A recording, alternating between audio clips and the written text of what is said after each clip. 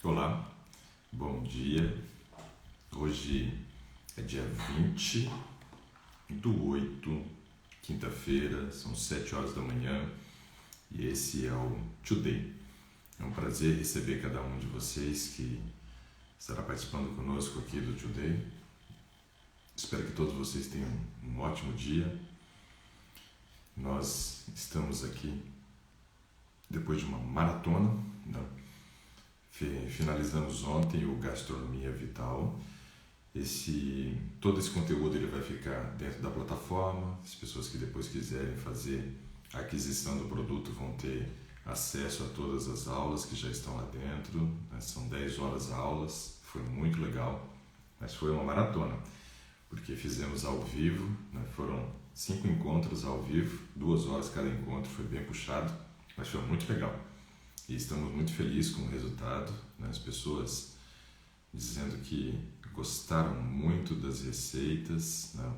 Também tivemos bastante conteúdo teórico que eu ensinei durante, né, as nossas receitas, então foi muito legal. Espero que realmente todo mundo que tenha participado tenha sido muito beneficiado e abençoado por esse programa que a gente montou. O pessoal já estava muito triste ontem porque já era a última aula, né? E pedindo para que no mês que vem já tivesse outro, né? Gastronomia Vital. Mas o nosso planejamento é fazer a cada 2 meses, né? Infelizmente, todo mês a gente não tem condições, né? Não tem condições físicas para tudo isso, né? São várias atividades que a gente tem em desenvolver e não dá para fazer, né, tudo ao mesmo tempo. E aí a gente vai fazer dessa forma. Cada 2 meses a gente vai fazer um Gastronomia Vital novo, com novas receitas, com uma temática diferente, né? E isso vai ser muito legal, vai ser muito legal. A gente já tem aí vários planejamentos, né, para o Gastronomia Vital. Deixa eu cumprimentar as pessoas que estão aqui conosco, né? Desejar um ótimo dia para todos vocês. Deixa eu ver aqui. Tem bastante gente já. O Jay está conosco, o Washington também, a Fátima também está aqui conosco. Deixa eu ver, a Juliana e Terezinha também, a Maria, é isso mesmo, Maria, Márcia Loli também, a Mari Kruger, Maricele também conosco, Geusa Pacheco, bacana, a Lúcia Souza, a Roseli Krause, sejam todos muito bem-vindos. A Kaya Manaka, deixa eu ver aqui também, tem a Rose, a B. Helena, bastante gente, a Emília conosco, a Cida, Marli, Marta de Lima, legal pessoal, a Ledinha, a Maria Sueli Schmidt, legal, bacana, sejam todos muito bem-vindos, pessoal. É um prazer estar aqui com vocês e a gente poder conversar. Opa, a Marli Reis está aqui também hoje. Tudo bem, Marli? Um abraço para você, um abração para o esposo também. É saudade de vocês. Agora, sem viajar, fica difícil a gente se encontrar, né? Mas uma satisfação ter você aqui conosco, Marli. A Adriana também. A Marta Gal, legal, muita gente já aqui. Para 7 horas da manhã a gente já está com um público bom. O pessoal madrugando junto com a gente. A Ivone também, legal. Bom, sejam todos muito bem-vindos, né? O que é o propósito do Today? No Today tem o propósito de nós conversarmos com uma pessoa e dessa forma a gente ir esclarecendo as dúvidas que ela tenha com relação à saúde. Mas o pessoal também pediu para que uma vez na semana a gente fizesse um Today voltado para perguntas e respostas, né? E eu gostaria de fazer dessa forma hoje, né? Hoje fazer perguntas e respostas no Today. Hoje à noite nós temos live também às 20 horas no YouTube, né? O Saúde em Pauta. O Saúde em Pauta hoje vai ser diferente. Hoje nós vamos fazer um Saúde em Pauta onde nós vamos responder dúvidas, né, a respeito do Gastronomia Vital. Então nós vamos estar respondendo várias dúvidas ali dos alunos sobre alimentação, combinação de alimentos e assim por diante.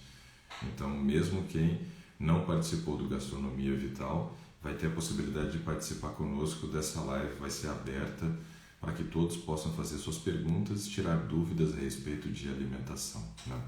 Esse é o propósito da live de hoje à noite do Saúde em Pauta. Então aqui eu vou estar respondendo perguntas hoje. Hoje o nosso Today vai ser assim, um bate-papo. Vocês vão fazendo as perguntas, vão conduzindo e eu vou respondendo aqui para vocês, tá bom? Amanhã a gente volta no formato normal. Mas é que vocês mesmos pediram para que um dia da semana a gente dedicasse o Today para a gente poder fazer perguntas e respostas pela manhã. Então vai ser nesse momento, tá? A primeira pergunta já chegou aqui, ó. É a Marta de Lima que fez a pergunta. Ó. Fale sobre as fontes de gordura. Ontem o senhor fala sobre fontes de gordura, devemos usar carboidrato, proteína e gordura. Ok. Bom, as fontes de gordura que nós devemos utilizar, Marta, são as seguintes. Sempre buscando os alimentos in natura. O que quer dizer isso? Os alimentos que não passaram por processo de industrialização. Todo alimento que passou pelo processo de industrialização, ele é concentrado em gordura. Então isso é muito ruim. Então quando você olha, por exemplo, assim, os óleos vegetais, né, são óleos, né, que são líquidos à temperatura ambiente, mostra que não tem tanta gordura saturada, mas mesmo não tendo tanta gordura saturada, eles são concentrados, né? Então isso é um problema. Isso é um problema, porque cada colher de sopa de um óleo, seja ele qual for, vai ter 90 calorias. 10 ml ou 10 gramas desse óleo são 90 calorias. Então esse é o grande problema de nós utilizarmos fontes de gordura que sejam industrializadas, né? Você acrescentar muitas calorias à sua preparação culinária e dessa forma a coisa se complica bastante, né? Então veja, é importante buscar nas fontes in natura. E quais são essas fontes in natura que nós temos, né, de gordura? Bom, nós temos as frutas, que são fontes de gordura. Quais são essas frutas, então, fontes de gordura, né? As frutas que nós temos que são fontes de gordura são as seguintes. Nós temos o buriti, temos também, né, o pequi como sendo fonte de gordura. Essas duas são mais conhecidas pelo pessoal, né, que é do Nordeste e também da região Centro-Oeste. Mas temos o coco, que todo mundo conhece, e também temos o abacate. Então essas são as frutas que são fontes de gordura. São ótimas opções porque elas não são concentradas e isso é muito bom para nós. Depois nós temos como fonte de gordura também as castanhas. Todas as castanhas exceto uma.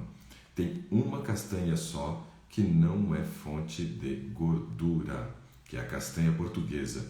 Todas as demais castanhas são fontes de gordura. Aí, além das castanhas, nós temos o amendoim. O amendoim é uma leguminosa, mas ele também é fonte de gordura. A soja, por exemplo, ela é utilizada para a extração do óleo de soja, mas ela não é tão concentrada em gordura e eu nem vou colocá-la aqui como sendo uma fonte de gordura. Mas o amendoim é uma leguminosa da mesma família da soja e esse sim é uma fonte de gordura, uma boa fonte de gordura também. Aí, além disso, nós temos também as sementes oleaginosas. Quais são essas sementes oleaginosas?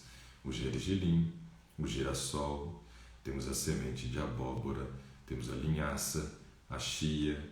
Então todos esses são fontes de gordura, são fontes de gordura e são boas fontes de gordura e nós precisamos utilizá-los, né, para compor a nossa alimentação, porque gordura é fundamental para nós. Nós precisamos de gordura para várias funções do nosso organismo. A gordura ela serve como fonte de energia. Por exemplo, quando nós nascemos, nós temos muita gordura no nosso corpo, chamado de gordura marrom. E para que serve essa gordura marrom? Para manutenção da temperatura. Depois que nós vamos crescendo, vamos utilizando essa gordura marrom e algumas pessoas mantêm essa gordura marrom, sabia? Na idade adulta, uma boa quantidade de gordura marrom e essa gordura marrom dissipa calorias na forma de calor. Então são aquelas pessoas que vão comer e não vão engordar, porque elas têm gordura marrom que foram mantidas da época da infância ainda. Olha que coisa boa, né? Se todo mundo mantivesse um bom percentual de gordura marrom, não teríamos pessoas obesas, mesmo que fossem exageradas na quantidade de comida que ingerisse. Depois, nós temos que entender que a gordura ela serve como matéria-prima para a produção de hormônios, muito importante para nós. E aí nós temos os hormônios sexuais, que todos eles têm base na gordura, então preciso ingerir gordura. Além disso, a gordura também, além de produção de energia, produção de hormônio, ela também participa do processo de construção de células, de tecidos. Quando olhamos para nossas células, todas as nossas células possuem membrana, e essa membrana é chamada de membrana citoplasmática, mas ela é uma membrana lipoproteica. O que quer dizer isso? É uma membrana composta de gordura e proteína.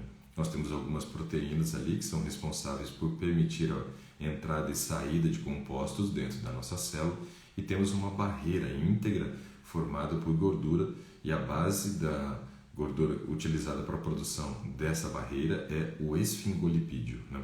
E aí nós temos então a gordura participando da formação das células nossas também. Quem não come gordura vai ter problema. E a gordura também é utilizada para a formação de uma bainha de mielina que recobre os nossos neurônios e ajuda no transporte, né, do impulso nervoso. Então é muito importante nós termos a ingestão de boas fontes de gordura.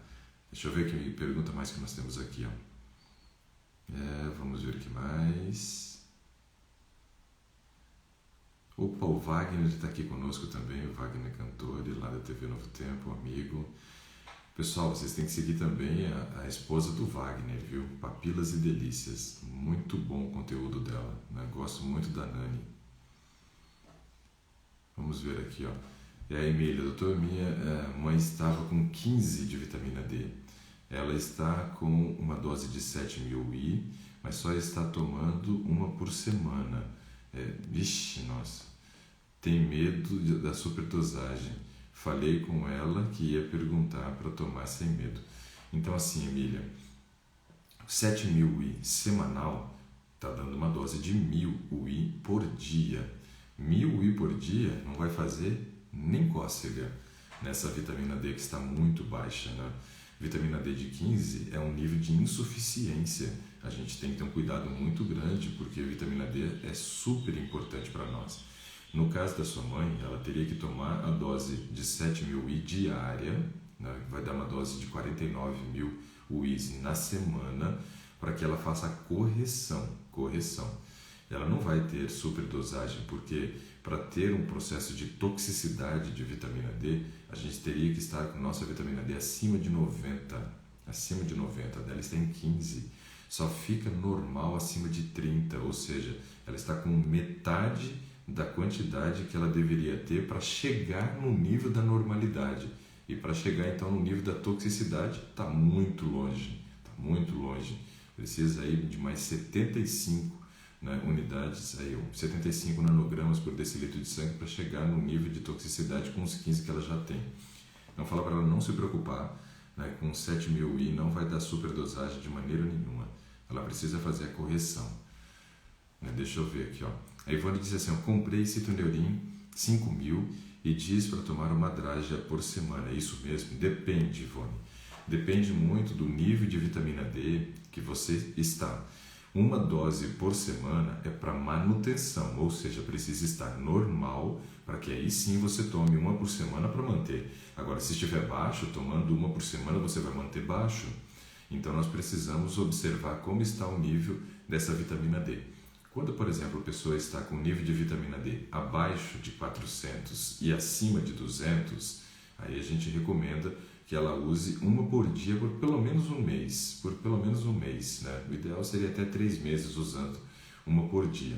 Agora, se o nível está acima de 400, você pode tomar uma por semana para manutenção, sem problema nenhum. E se estiver abaixo de 200, tem que fazer correção com injeção, porque aí já está no nível da deficiência e nós não vamos ficar esperando essa vitamina B12 subir, né, aos poucos. A gente tem que fazer uma correção rápida, porque a deficiência de B12 afeta demais o nosso organismo.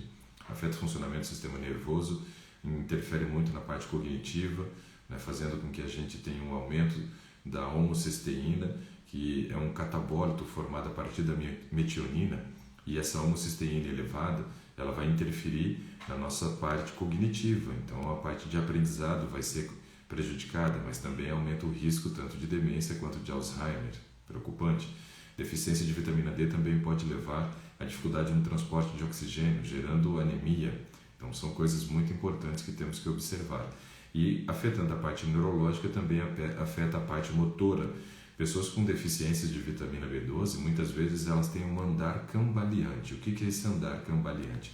Ela anda como se ela estivesse bêbada, ela não consegue andar em linha reta, ela vai, né, balançando o corpo na hora que está andando de um lado para o outro.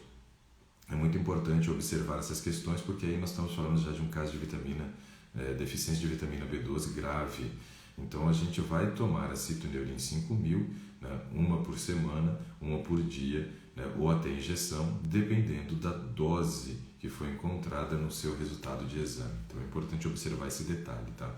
O rótulo está dizendo para usar uma por semana, mas é para manutenção. Se tiver normal, acima de 400, uma por semana é suficiente para manutenção. Quais as referências para colesterol e qual do colesterol ruim? Então, Jay, vou explicar aqui uma coisa muito legal para vocês. Primeiro, a gente não pode classificar o colesterol como bom ou ruim. Isso daí é uma condição que eles criaram, digamos assim, de classificação que é muito inadequada. Muito inadequada. Porque, veja, o nosso colesterol ele vai ser dividido as frações dele em 3, que é o HDL, o LDL e o VLDL. Essas frações de colesterol, chamada HDL, LDL ou VLDL, recebem esses nomes baseado no tamanho de cada uma dessas frações e na velocidade que elas são transportadas na corrente sanguínea. O HDL, por exemplo, recebe esse nome porque ele é chamado de High Density Lipoprotein. High Density Lipoprotein quer dizer que ele é uma lipoproteína, no caso, né, que faz o transporte do colesterol pequena. E por ser pequena, ela consegue circular rápido na corrente sanguínea. E recebeu o nome, então, de bom colesterol, porque ela circula rápido, evita a formação das placas de ateroma, né, não tem chance de adesão, né, dentro das nossas artérias e formação dessas temidas placas, né, e ajuda na proteção. Então ele recebeu o nome de bom colesterol. Só que eu acho estranho a gente analisar dessa forma, porque se ele estiver abaixo do nível ideal, para homem tem que ser acima de 40, para mulher acima de 60, eu não posso chamá-lo de bom colesterol. Eu posso dizer assim, meu bom colesterol está ruim. Como bom colesterol está ruim? Não. Se ele é bom, ele é bom. Mas para cumprir a função, ele tem que estar acima de 40 ou 60. Então não vamos nos prender a essa terminologia de bom e mau colesterol, bom e ruim. Não. Nós vamos ficar com percentuais ou quantidades, na verdade, né, de HDL, LDL e VLDL. Só isso. Aonde nós vamos levar em consideração que o nosso HDL precisa estar acima de 40 se somos homem ou acima de 60 se for para uma mulher, ok? Esse é o aspecto. O LDL é chamado Low Density Lipoprotein. Low, de lento, ou seja, a molécula agora já não é mais uma molécula pequena, é uma molécula grande. E por ser uma molécula grande, ela é transportada mais lentamente na corrente sanguínea. E por ser transportada mais lentamente, ela tem um risco muito maior de adesão, de grudar na parede e começar a formar as placas de ateroma. Porém, nós temos que observar também o nível, senão eu vou dizer assim, o meu colesterol ruim está bom. O colesterol ruim é ruim, como é que ele vai ficar bom? Ele tem que estar abaixo de 100. Se o nosso LDL estiver abaixo de 100, não devemos nos preocupar. Ele não vai ter esse risco de formação das placas de ateroma. Agora, acima de 100, já começa a ficar preocupante. E ainda temos o VLDL, que é o Very Low Density Lipoprotein. Isso quer dizer, uma molécula maior que o LDL, mais lenta, com maior risco de adesão, e aí tem que estar baixo mesmo, abaixo de 20. É o ideal. Então, observando as frações, a gente compreende que não existe bom e mau colesterol. Existe simplesmente frações, né, que são diferentes em termos de tamanho e que têm quantidades ideais para cada uma delas. HDL, acima de 40 para homens, acima de 60 para mulher, LDL abaixo de 100 para todos, VLDL abaixo de 20 para todos. Só isso. Colesterol total nosso também é algo que devemos observar. E o ideal hoje eu digo, por quê? eles dizem que 200 é o limite, então até 200 está bom. Só que antigamente era 150 e nos Estados Unidos eles chegaram à conclusão de que várias pessoas que estão com seu colesterol entre 150 e 200 sofrem infarto. Então é normal, mas pode ter infarto. Então vamos observar que abaixo de 150 seria o ideal.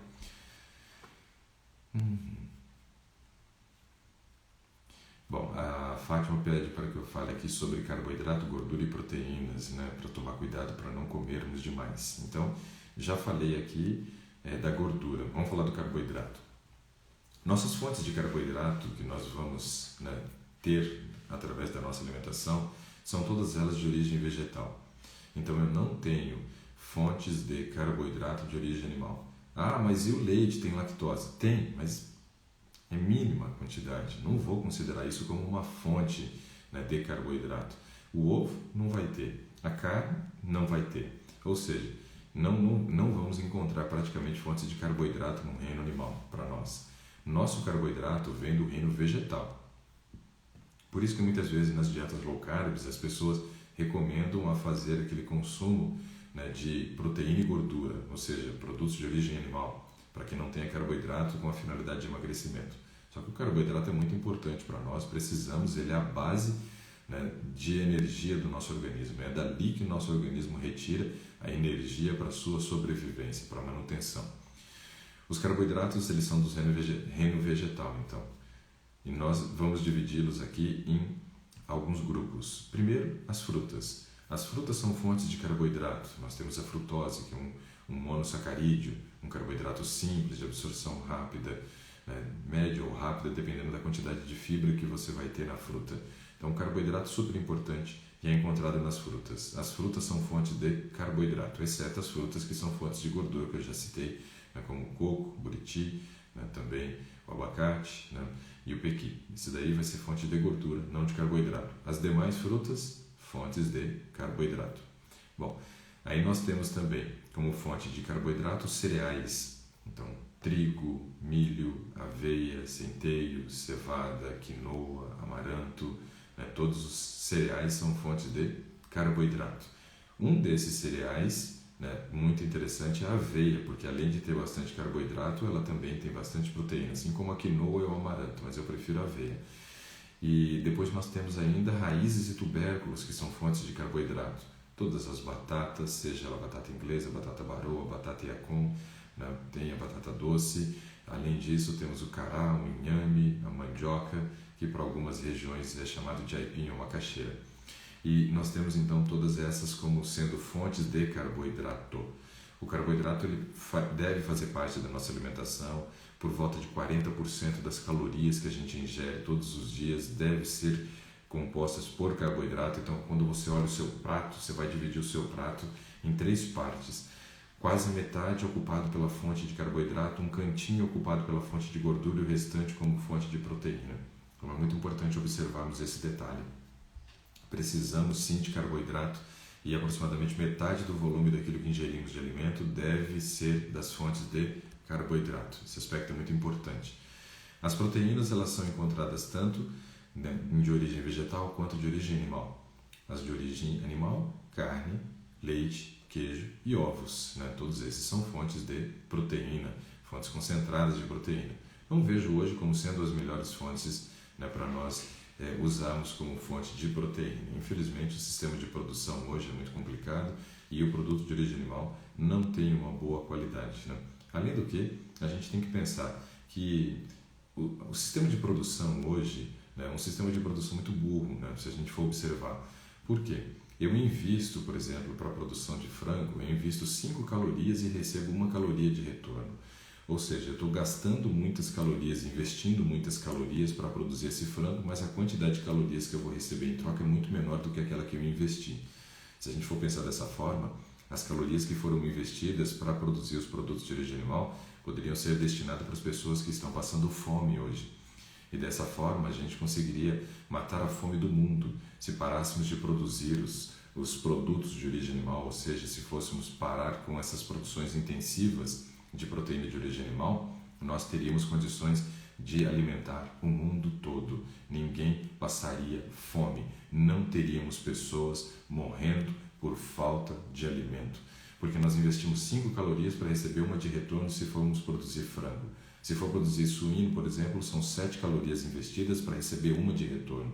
E se for produzir bovino, são 11 calorias que investimos para somente 1 caloria de retorno. Ninguém colocaria, né, o seu dinheiro, por exemplo, para poder fazer um investimento onde você investe 500 e aí no final de 42 dias você recebe 100 de volta. Isso é loucura. Mas no sistema de produção de origem dos produtos de origem animal, nós fazemos esse tipo de conta. É uma conta burra, uma conta onde você não vai ter quantidade suficiente de alimento sendo produzido para alimentar o mundo todo e ainda tem todos os efeitos colaterais, né, da quantidade de água que é gasto para produzir esses animais de forma intensa, a quantidade de gás metano que é produzido, que destrói a camada de ozônio, a quantidade de ureia que depois é eliminado através, né, dos processos de eliminação de dejetos desses animais, que vão gerar um processo de toxicidade do solo, muitas vezes criando infertilidade, né, do solo. E isso tudo são consequências, né, dessa busca desenfreada pela produção de proteína animal. Então a gente tem que observar esses aspectos. Hoje nós temos, né, como um dos grandes contaminantes do meio ambiente o sistema de produção, né, de produtos de origem animal. Sendo que se a gente focasse no vegetal, a gente teria então um grau de produção muito maior, teríamos condições de alimentar o mundo inteiro e não estaríamos aqui vendo cena como a gente vê todos os dias das crianças passando fome, não só na África, mas em outros países, mas principalmente lá. Então, são aspectos para destacar aqui. E temos as proteínas vegetais, então. As leguminosas, feijão, grão de bico, lentilha, ervilha, soja, tremoço e amendoim, além dos cereais, aveia, quinoa e amaranto. E a combinação desses cereais com leguminosas forma a proteína ideal, tanto quanto, né, de boa qualidade, tanto quanto as proteínas de origem animal. Então, é isso que a gente tem que fazer, é isso que a gente tem que focar. Tem alguém dizendo que está fazendo toda uma alimentação sem produtos de origem animal, é a Silmara. E aí, então, Silmara, uma coisa que é importante você observar é que você não vai estar ingerindo, fazendo uma alimentação de origem vegetal, fontes de B12. A B12 ela é produzida por bactérias que estão no solo, mas estão também no nosso intestino, trato gastrointestinal, tanto no nosso quanto nos animais. Os animais, então, eles conseguem aproveitar a B12 que eles têm, né, sendo produzida dentro do seu organismo através das bactérias, e essa B12 é incorporada, formando, então, né, uma fonte de B12 dos produtos de origem animal, seja a carne, seja o queijo, seja o leite, seja os ovos. Tá? Agora, para nós, a nossa região que tem B12 é lá no trato, né, no intestino grosso, lá no final do trato gastrointestinal, só que a área de absorção é antes, então a gente não tem aproveitamento e tem que cuidar para fazer a reposição de vitamina B12, fazendo uma alimentação estrita vegetariana. Com relação à ferritina, que a Simone pergunta o que é ideal, né? Simone, quando a gente olha para o resultado do exame, por exemplo, você vai ter uma margem de quantidade de ferritina ideal muito grande, o lastro é enorme. O que a gente sempre tem que entender é que ferritina nunca é bom estar próximo do limite. Por que nunca é bom estar próximo do limite? Quanto mais longe eu estiver do limite, óbvio, não chegando a 500, 600, 700, 900, que vai ter que fazer sangria, né? Mas por volta ali, acima de 50, por volta de 100, tá ótimo. Mas mais longe possível do limite mínimo, porque nós temos que observar que ferritina é o estoque de ferro que o nosso organismo faz, ou seja, estamos analisando aqui a quantidade de ferro que temos estocado dentro do organismo através do exame de ferritina. Quando está muito baixo e o ferro sérico está normal, quer dizer que nós estamos usando todo o nosso estoque para fazer a manutenção do ferro. E aí é importante a gente observar, né? Olha que perigo, o nosso ferro está normal, ferro sérico, ferritina está baixa, mas logo eu vou estar entrando numa carência de ferro, vou estar apresentando, né, os sinais e sintomas aí, por exemplo, de uma anemia que vai ser desenvolvida por falta de ferro, que é a anemia ferropriva, porque nós estamos com o nosso estoque baixo. Então, acima de 50 seria um valor legal para a gente manter a nossa ferritina. E sem ferritina também normal, dificilmente a gente vai conseguir ter ganho de massa muscular, malhando, fazendo atividade física com propósito de ganho de músculo. Está um pouco baixo o áudio. Meu microfone está baixo, mas aí eu acho que é para eu ouvir, não para eu falar. Então vou aumentar aqui, vamos ver se melhora. Vamos ver o que mais aqui, ó. A Maricele aqui, ó. Quantos tipos de frutas no de jejum e jantar devemos ingerir? Maricele, eu digo assim, ó. Não existe um limite, mas existe uma recomendação. Eu acho que a gente pode comer entre 1 a 3, né, frutas diferentes, ou seja, 3 tipos ou 3 variedades de frutas diferentes seria meio que um limite para a gente consumir. Se de manhã você comesse, por exemplo, banana, mamão e mais uma manga, todas frutas doces pela manhã, ótimo, tranquilo, sem problema nenhum. Fonte de carboidrato. À noite, a gente já tem que lembrar que a gente vai dormir, então é o momento de comer menos. E aí talvez eu não colocaria essa recomendação de até 3 tipos diferentes de frutas à noite. A não ser que você faça uma salada de fruta, mas com frutas mistas e frutas, né, cítricas para o período da noite. Então, se fizer uma salada de frutas colocando frutas cítricas e mistas, aí você pode utilizar mais. Mas em relação à quantidade, aí eu vejo que à noite a gente já poderia usar menor quantidade, porque nossa necessidade também é menor.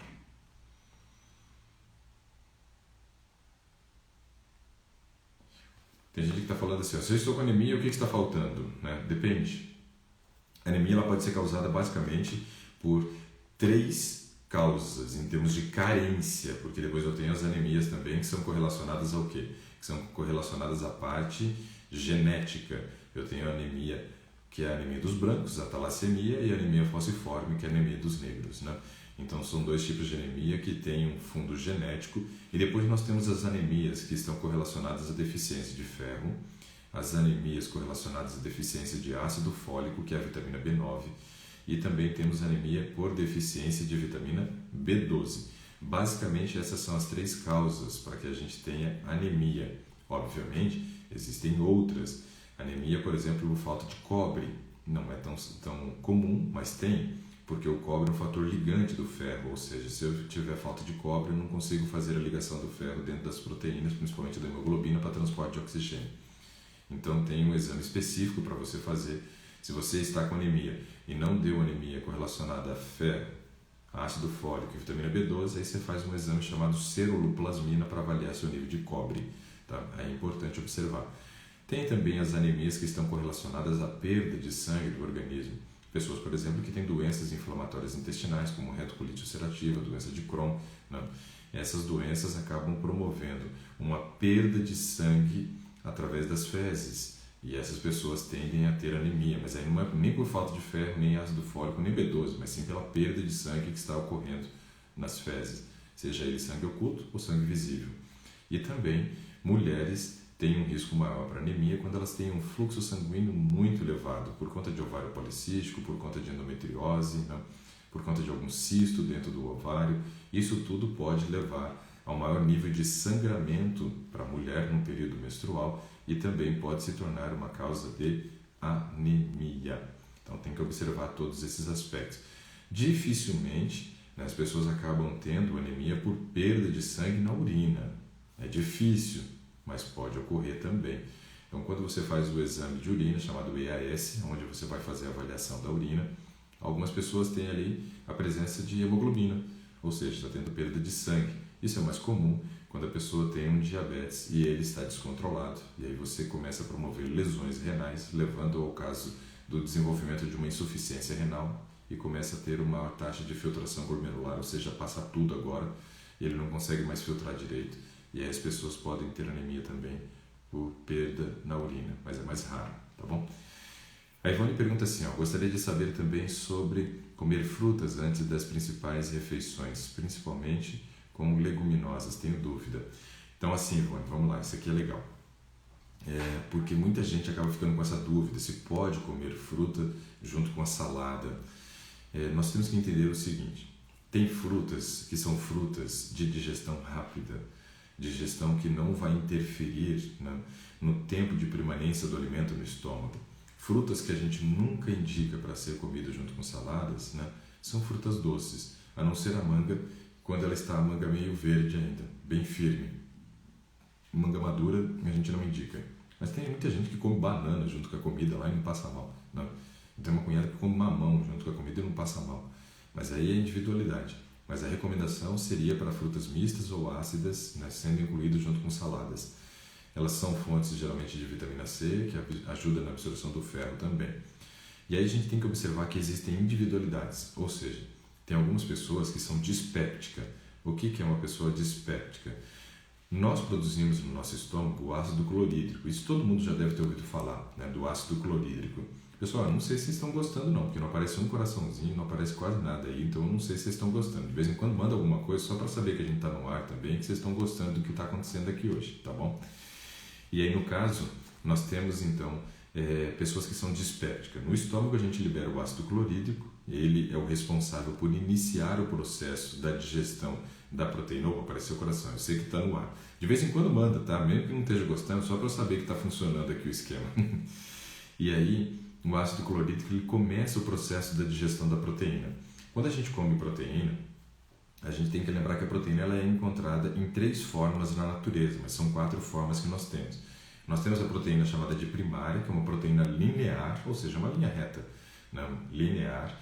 A proteína secundária, onde ela dobra e aí ela começa a formar o que a gente chama de alfa-hélice. O que seria uma alfa-hélice? Seria isso aqui, ó. Alfa-hélice é esse aqui, ó. Quando ela começa a formar esse formato aqui assim, ó, meio de em espiral. Nossa, como é difícil dobrar esse negócio. Esse aqui, ó. Ela vai dobrando e vai formando, né, essas hélices aqui, ó. Tô dobrando o negócio da impressora. Olha que só que doido. Então ela vai formando hélices, ok? Isso daqui é a proteína secundária, chamada de alfa-hélice. A proteína terciária é quando essa alfa-hélice dobra sobre si mesma, formando então um novelo, que a gente chama de proteína terciária, e a junção de 2 novelos até 4 novelos é chamada de proteína quaternária. Então, nós precisamos do ácido clorídrico para iniciar o processo da digestão da proteína, mas no estômago nós vamos liberar também uma enzima chamada pepsina. Ela é liberada na forma de pepsinogênio. Pepsinogênio é a enzima pepsina na forma inativa. Ela vai ser ativada na presença do ácido clorídrico. Quando eu libero, então, o pepsinogênio e ele entra em contato com o ácido, ele é ativado e vira, então, uma enzima ativa que vai trabalhar para iniciar o processo da digestão da proteína também, junto com o ácido clorídrico. Agora, olha só que interessante. Algumas pessoas produzem pouco pepsinogênio. Isso quer dizer que ela vai ter um problema para fazer a digestão da proteína, para começar o processo da digestão da proteína no estômago.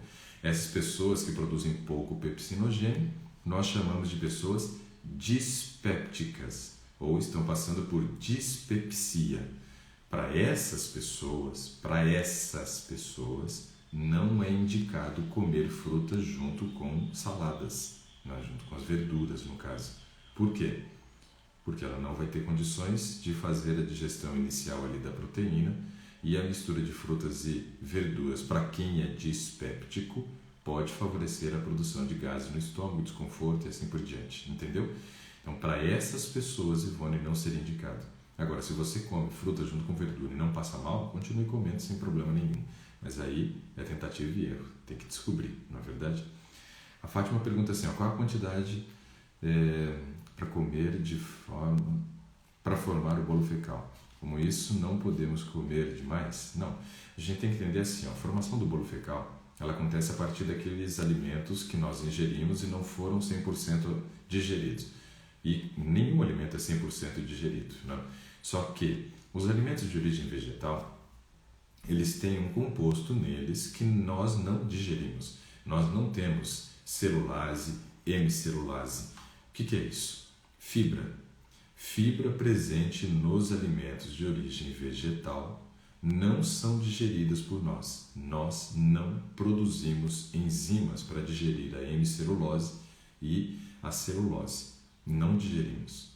Então, sempre que eu comer alimentos vegetais que contenham fibras, ou seja, que são alimentos integrais, essa fibra passa do intestino delgado para o intestino grosso.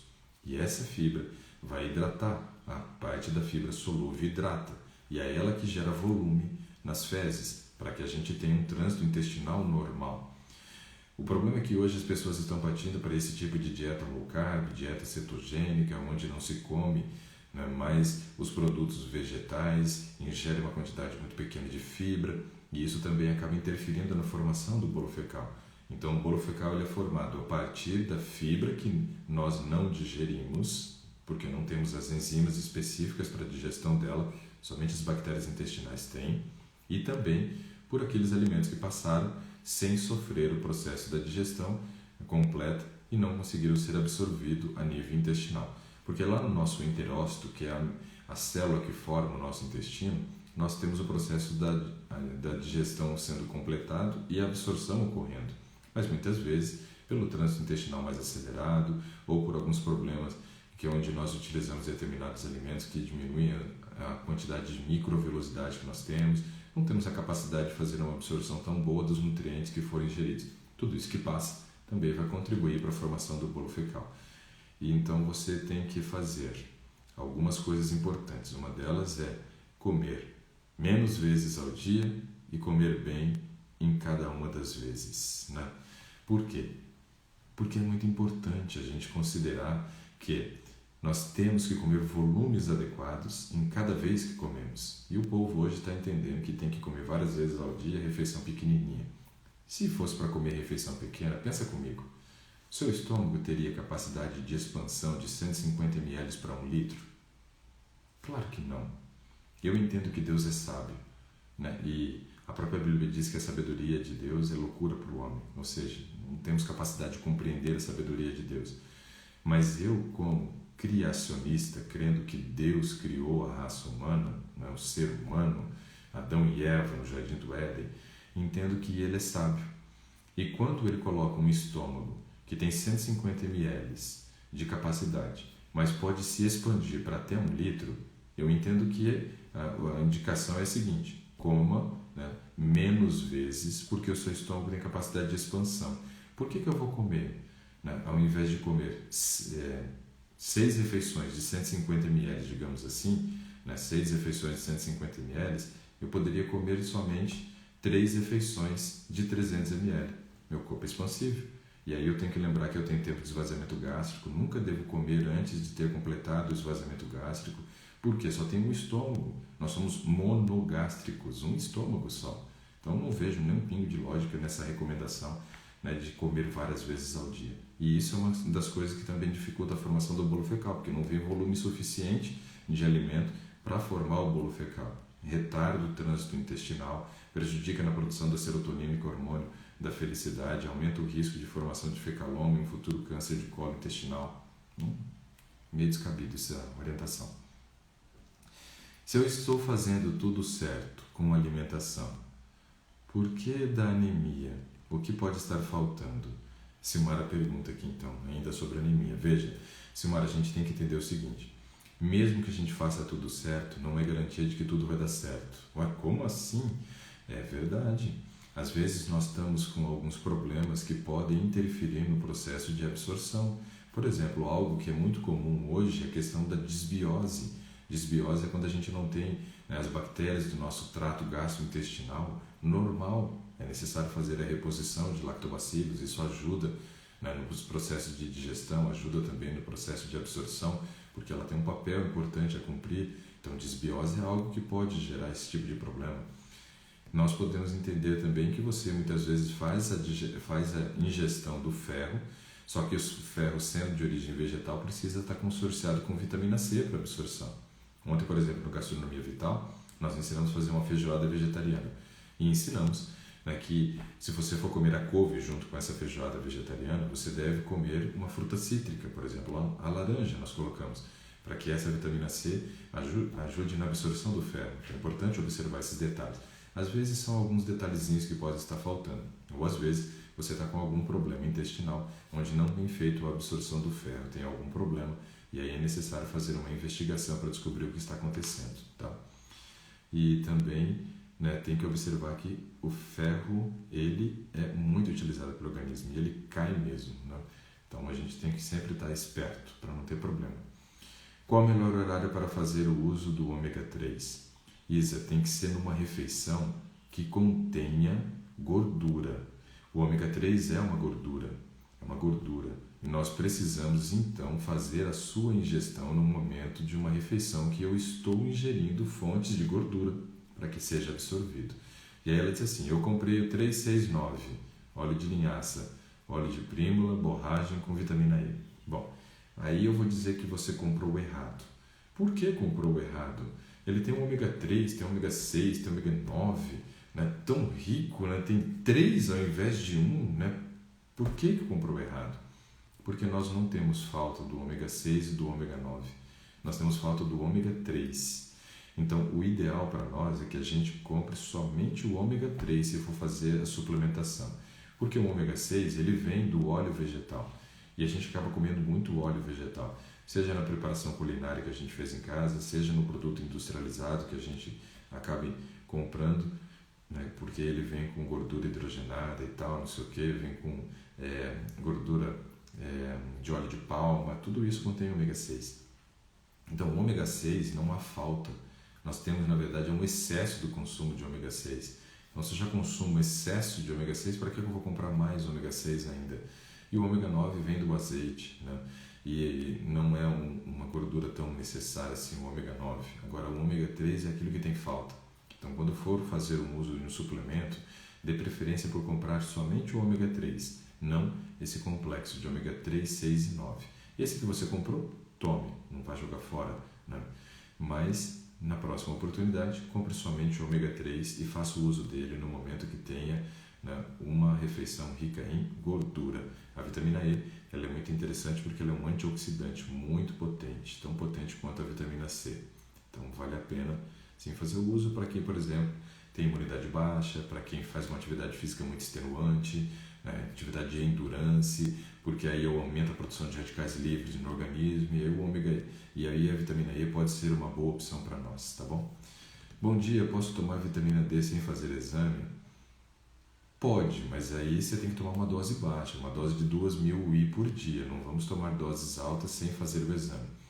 A grande vantagem de fazer o exame antes é o seguinte: quando você faz o exame, você consegue mensurar em que nível está a sua vitamina D e consegue realmente mensurar a efetividade do uso daquele suplemento. Estava em tanto, foi para tanto, ou seja, tive um ganho, tive uma melhora. Agora, se a gente só toma sem o exame em mãos, não tem como a gente mensurar. Não sei se aquela dose foi uma dose legal, não sei se aquela dose cumpriu o papel que a gente esperava, né? Então é importante o exame para isso. Não que seja proibido tomar vitamina D ou que seja um risco tomar vitamina D sem o exame. Não, não é. Porém, eu perco a capacidade de mensuração. E eu vejo que essa capacidade, né, de podermos fazer essa mensuração, ela é muito importante. Muito importante. Porque aí eu sei a efetividade, quanto que aquilo funcionou, né? Então é bom fazer o exame por causa disso. Mais outra pergunta aqui, ó. Essas recomendações que você dá nesse cardápio do café, almoço e jantar é para qualquer pessoa? Sim, ela serve para qualquer pessoa. A única coisa que a gente tem que avaliar é o seguinte: qual é o propósito dessa pessoa? Ah, ela tem um propósito de ganho de massa magra. Opa, então ela vai ter uma necessidade calórica maior. Não, ela tem o propósito de redução de peso, então ela vai ter que comer menos, só isso.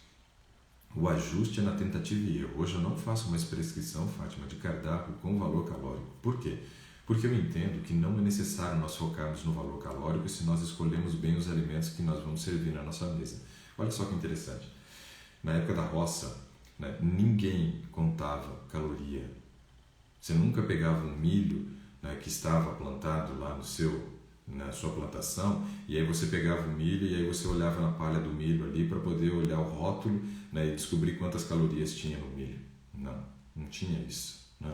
Ou seja, nossos avós nunca viveram focados em calorias, eles nem sabiam o que era caloria. Na verdade, a maioria de nós não sabe o que é caloria.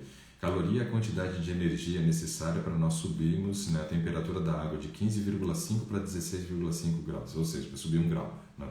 Caloria é isso, é a quantidade de energia para subir 1 grau a temperatura da água. Ela é medida dessa forma, é uma medida de energia. Agora, é interessante a gente observar que na roça ninguém lia rótulo. Não tinha rótulo, não explicava o valor calórico daquele alimento. As pessoas simplesmente comiam os alimentos in naturas e faziam atividade física. Se nós hoje partimos para uma rotina de exercício diário e por uma alimentação saudável, comendo alimentos integrais, fugindo da indústria, não vai haver a necessidade de contar calorias. E aí nós vamos fazendo ajustes. Se estamos comendo de de maneira equilibrada, se já estamos comendo alimentos saudáveis, porém ainda não começamos a reduzir o peso, é provável que eu esteja comendo de maneira equilibrada, mas muito. Só vou reduzir a quantidade. Lembrando que a refeição da noite é que a gente tem que comer menos, então eu começo a mexer justamente na refeição da noite. E aí a gente já começa a observar, provavelmente, né, uma adequação, né, dessa quantidade de calorias e favorecimento da redução do peso para quem deseja. Para quem quer ganhar músculo, está muito abaixo do peso, aí tem que aumentar a quantidade de alimentos que ingere, mas seguindo também o mesmo padrão, para que a refeição seja equilibrada, 40% de carboidrato, 30% de proteína, 30% de gordura, só isso. Então hoje eu não foco mais em calorias. E as pessoas que participaram, por exemplo, do desafio da transformação vital tiveram resultados excepcionais sem focar em caloria. Tenho vários pacientes e uma delas já deu testemunho aqui para vocês, na verdade duas, a Adriane e a Ariane deram testemunho, elas não focam mais nas calorias e também conseguiram ter redução de peso. Ou seja, não precisa se preocupar, Fátima, com quantidade de calorias. Não precisa se preocupar com quantidade de calorias. O cardápio serve para todos, mas aí a gente vai fazendo os ajustes. Se eu percebo que não estou tendo o resultado que eu quero, é só comer menos, mas seguindo o mesmo modelo, que vai dar certo, acredite. Deixa eu ver, o que mais que nós temos aqui de pergunta. A Tânia Araújo fala assim, ó, faço um mix de mamão, banana, abacate, coloco chia e linhaça no café da manhã, tá certo? Tá ótimo, tá ótimo. Veja, o abacate vai entrar como fonte de gordura, você também tem a chia e a linhaça que são fontes de gordura, né? Vai fechar tranquilo aqui, só sentir falta da proteína, né? Faltou proteína aqui nessa sua refeição, só esse detalhe, tá? Com relação às frutas, ok, fonte de carboidrato bacana, fonte de gordura legal, mas está faltando proteína. Então a gente tem que ter a proteína. Esse olhar ele é muito importante, de nós sabermos onde está o carboidrato, onde está a proteína e onde está a gordura, para que não haja falta, né? Na sua refeição, a única coisa que faltou é proteína. Se você acrescentasse, por exemplo, uma granola, uma aveia, aí você estaria acrescentando uma fonte de carboidrato, mas também uma fonte de proteína. Se ao invés de você focar somente na linhaça e na chia, colocasse um amendoim, aí teria mais proteína também e a gordura viria da fonte do amendoim. Aí você conseguiria organizar melhor essa refeição. Hoje eu vejo que a refeição ela é boa, mas não é uma refeição equilibrada ainda. Tem falta de proteína. Muito legal. Observar esses detalhes aqui. Vamos ver o que mais nós temos aqui de pergunta. Doutor, o que o senhor acha do de jejum só de frutas? Bom, veja, acabei de falar aqui, Fernandes, MSB Fernandes, que nós precisamos de uma refeição equilibrada. Então, refeição equilibrada é a refeição que eu ofereço carboidrato, ofereço proteína e ofereço gordura. Se eu como só frutas, eu estou oferecendo somente frutose, carboidrato. Então, vira uma refeição que não é equilibrada. É uma refeição saudável? Sim, é uma refeição saudável, mas não é uma refeição equilibrada. Qual o problema? Se eu como só carboidrato, nosso corpo entende assim, eita, por que a MSB Fernandes comeu só carboidrato? Senão ela não sabe quando vai ingerir carboidrato de novo, então vamos fazer reserva. Esse é o grande problema de refeições onde a gente oferece somente um nutriente. Tem um tipo de dieta que eles até fizeram uma vez, na tentativa de ajudar as pessoas a emagrecerem, que eles chamavam de dieta dissociada. O que é essa dieta dissociada? É uma dieta onde você come carboidrato numa refeição, proteína em outra, gordura em outra, né? Ou seja, eles tentam separar os nutrientes. Isso não dá resultado. Nós precisamos da refeição equilibrada. E a refeição equilibrada contempla fontes, né, de carboidrato, proteína e gordura, rica em vitaminas e fibras. Então, eu não vejo como sendo uma ótima opção, não, comer só frutas pela manhã. Não, eu acho que é pobre em calorias e não é equilibrado, né? Eu amo o Insta da esposa do Wagner. Ah, legal, bacana. Qual a diferença entre comer milho cozido e pipoca sem gordura? Posso usar pela noite? Sim, pode usar pela noite, só cuide com a quantidade, pelo amor de Deus. Não vai exagerar, porque depois você vai ganhar peso e vai me culpar. É fonte de carboidrato, né? Fonte de carboidrato, tanto o milho cozido quanto, né, uma pipoca à noite. Os dois podem ser utilizados em casa, às vezes, né, quando chega o final de semana, vou assistir um filme com as meninas, a gente come pipoca à noite, né? E aí tem uma refeição composta basicamente por carboidrato, mas num horário que a gente também não precisa de tanta proteína nem gordura, porque a gente vai dormir. E o carboidrato à noite o organismo assimila melhor, Só tem que cuidar com a quantidade, né? Não vai me exagerar, colocar um pote gigantesco de pipoca no meio das pernas, né? E comer à noite, que aí vai ter problema, né? E é isso que a gente tem que observar só, mas pode sim. A Simone Aparecida pergunta assim, ó, minha filha de 9 anos com dosagem de vitamina D de 19, qual a dose adequada? Ela pode tomar aí uma dose de aproximadamente 5.000 UIs por dia durante uns 3 meses. E aí depois você repete o exame dela, Simone. Como controlar a ansiedade? Vixe, deixa eu ver quanto tempo que eu tenho. Tem 4 minutos, vamos ver se dá para responder essa. Como controlar a ansiedade? Não consigo sentir saciedade após as refeições. O que posso fazer? Legal. Pergunta muito boa. Pergunta que deveria ter aparecido mais cedo, digamos assim, para a gente usar mais o tempo para falar sobre essa pergunta, né? Então vamos lá, né? Não, ainda está fazendo muito reflexo aqui. Uma coisa importante que a gente tem que lembrar é o seguinte: ansiedade, né? A palavra ansiedade faz referência a nós estarmos vivendo mais no futuro do que no presente, ou seja, estamos tendo pensamentos antecipatórios, estamos antecipando problemas que muitas vezes não vão ocorrer. Então, o primeiro aspecto para o controle da ansiedade é você tentar identificar quais são os gatilhos que estão gerando esse problema. Quais são os gatilhos, né, que desencadeiam a ansiedade para você. Isso é muito importante a gente observar.